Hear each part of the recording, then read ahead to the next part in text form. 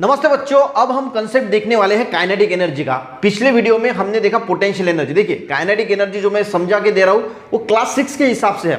इसकी वजह से देखिए काइनेटिक एनर्जी क्या होती है बच्चों। देखिए ये पेन है यहाँ पे मैंने रख दिया, ठीक है।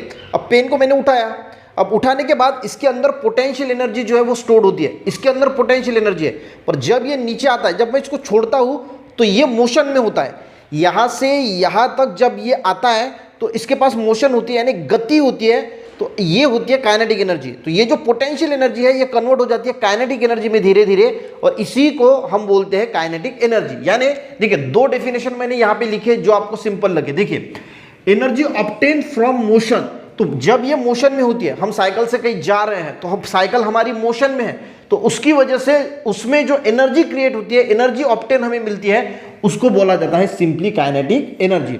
अब हम कैरम खेलते हैं तो एक स्ट्राइकर होता है और बाकी गोटियों को जब ये स्ट्राइकर से हम मारते हैं, जब ये मोशन में होता है तो इसके पास काइनेटिक एनर्जी होती है, और ये काइनेटिक एनर्जी ये दूसरी गोटी को दे देता है। इसकी वजह से दूसरी गोटी जो है वो चलने लगती है, तो एक से दूसरे में ये काइनेटिक एनर्जी ट्रांसफर भी होती है।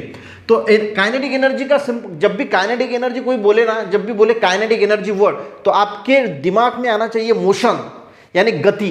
कोई चीज मोशन में है उसका मतलब उसके पास क्या है, काइनेटिक एनर्जी है। सिंपल भाषा में समझना कि कोई भी चीज अगर मोशन में है, फिर वो पेन मैं ऊपर से नीचे फेंक रहा हूं, या आप साइकिल से जा रहे हैं, या फिर कैरम बोर्ड खेलते वक्त जो स्ट्राइकर है वो आप गोटी को मार रहे हैं, कोई भी चीज हो मोशन में जब रहती है तो उसके पास कौन सी एनर्जी होती है, काइनेटिक एनर्जी।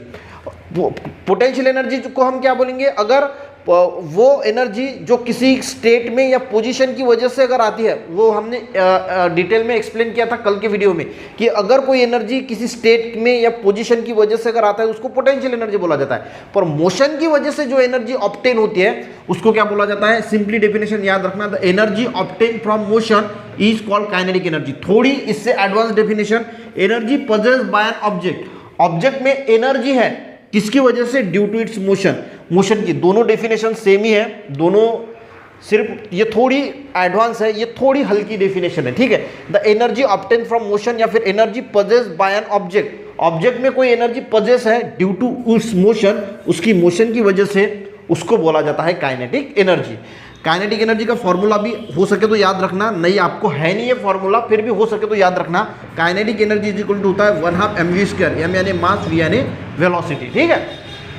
तो काइनेटिक एनर्जी जब भी दिमाग में आए तो मोशन दिमाग में आना चाहिए। The energy obtain from motion is called kinetic energy, या फिर energy possessed by an object due to its motion. तो काइनेटिक एनर्जी बच्चों समझ में आ गया होगा तो एक लाइक जरूर करना, अपने दोस्तों को भी शेयर करना, चैनल पे नए जरूर सब्सक्राइब करना। मिलते हैं नेक्स्ट वीडियो में, तब तक के लिए जय हिंद।